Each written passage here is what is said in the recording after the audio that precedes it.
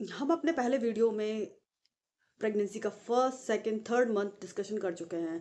तो आज मैं आपके आपके सामने लेके आई हूँ प्रेगनेंसी का फोर्थ मंथ, जो कि आपका सेकंड ट्राइमेस्टर कहलाता है। इसमें बच्चे में क्या क्या चेंज होते हैं, उसमें क्या क्या परिवर्तन आ सकते हैं, माँ में क्या परिवर्तन आते हैं, आज हम उस बारे में डिस्कशन करते हैं।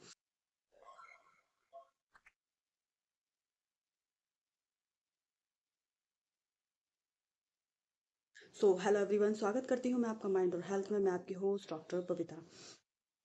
तो प्रेगनेंसी का जो सेकंड ट्राइमेस्टर है वो फोर्थ मंथ से शुरू हो जाता है। इस दौरान बहुत सारे चेंजेस आते हैं महिला के अंदर, और जो 3 महीने से चली आ रही समस्या है वो थोड़ा कम हो जाती हैं। कुछ महिलाओं में खत्म भी हो सकती हैं, लेकिन उसके साथ साथ कुछ नई समस्याएं उत्पन्न हो जाती हैं, क्योंकि गर्भावस्था का जो दौर होता है वो आपको फिजिकल मेंटल चेंज करता रहता है, क्योंकि आपके अंदर एक भ्रूण पल रहा होता है और उसके अंदर नए डेवलपमेंट हो रहे होते हैं, तो माँ के अंदर भी नए नए चेंजेस आने लगते हैं। तो इसमें क्या होता है कि आपके फर्स्ट, सेकंड, थर्ड मंथ में जो आपको नोजिया, वोमिटिंग इसकी समस्या थी वो धीरे धीरे समाप्त हो जाती है, क्योंकि एससीजी जो हार्मोन होता है उसका लेवल धीरे धीरे डाउन होने लगता है, क्योंकि प्लेसेंटा अपने 8 से 12 हफ्ते में कंप्लीट हो जाता है तैयार होके। तो अब प्लेसेंटा पूरी तरीके से काम संभाल लेता है। तो आप के साथ में क्या होता है कि ये समस्याएं तो कम होने लगती हैं। आपको जो बार बार यूरिन आ रही होती है, बार बार पॉटी आ रही होती है, वो थोड़ा कम हो जाती है।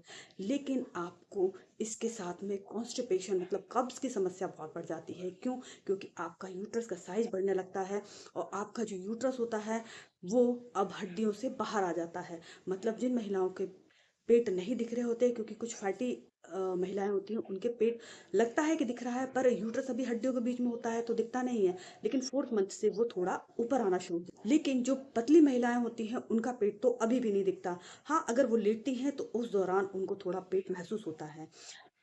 इस मंथ में आपकी जो सोनोग्राफी होती है पेट के ऊपरी हिस्से से होना शुरू हो जाती है, क्योंकि आपका जो पेट है वो थोड़ा दिखना शुरू हो जाता है, क्योंकि यूट्रस आपका हड्डियों से ऊपर बाहर आ जाता है। इस दौरान बच्चे में क्या चेंज आते हैं कि बच्चे का सबसे पहले तो सेक्स डिसाइड हो जाता है कि वो बॉय है या गर्ल है। हालांकि इंडिया में इसे रिवील करना मना है, लेकिन डॉक्टर्स को तो पता चल ही जाता है कि वो बॉय है या गर्ल है। इसके साथ साथ क्या होता है कि उनकी जो हाथ पैर और आई लैसेस इन सब के साइज थोड़े बढ़ने लगते हैं। आप अल्ट्रासाउंड में बच्चे को पूरी तरीके से मेजरमेंट कर सकते हैं। इसके साथ में आपका जो बेबी है वो 2.5, 3, 4 इस तरीके से आपकी ग्रोथ के ऊपर होता है, इतने इंच का हो जाता है। और आप माँ को इसकी पेट अपने यूट्रस का साइज वो महसूस होने लगता है। तो इस दौरान क्या है कि आपको थोड़ा भूख लगना शुरू हो जाती है, और आपके बॉडी में चेंजेस आना शुरू हो जाते हैं, मतलब हल्का हल्का पेट आपको दिखना शुरू हो जाता है। इस दौरान हम लोग आपको क्या एडवाइस देते हैं कि आप थोड़ा अब फिजिकल एक्टिव हो सकते हैं, आप थोड़ी थोड़ी एक्सरसाइज कर सकते हैं, जिससे कि आपके नॉर्मल डिलीवरी के चांस हो सके। इसमें क्या है कि आप वॉकिंग कर सकते हैं, आप ब्रीदिंग एक्सरसाइज कर सकते हैं। इसके साथ साथ आप स्क्वाट वाली पोजीशंस वाले एक्सरसाइज कर सकते हैं। लेकिन हाँ, आप इसको अपने ट्रेनर के अंडर में जरूर करें, अपनी गायनोलॉजिस्ट से परामर्श करके जरूर लें।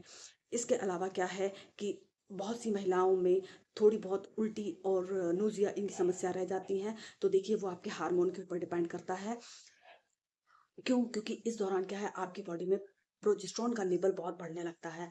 तो प्रोजेस्टेरॉन चूंकि आपकी प्रेगनेंसी को संभाल के रखता है, प्रोजेस्टेरॉन के कारण आपको आपकी ब्रीथिंग लेने में थोड़ी सी प्रॉब्लम हो सकती है। आप जो गर्भवती माँ है उनको छोटी छोटी और जल्दी जल्दी ब्रीथिंग आती है, और इस दौरान आपकी आंतें कम वर्क करती हैं। क्यों? क्योंकि पूरी बॉडी का बैलेंस हिल जाता है।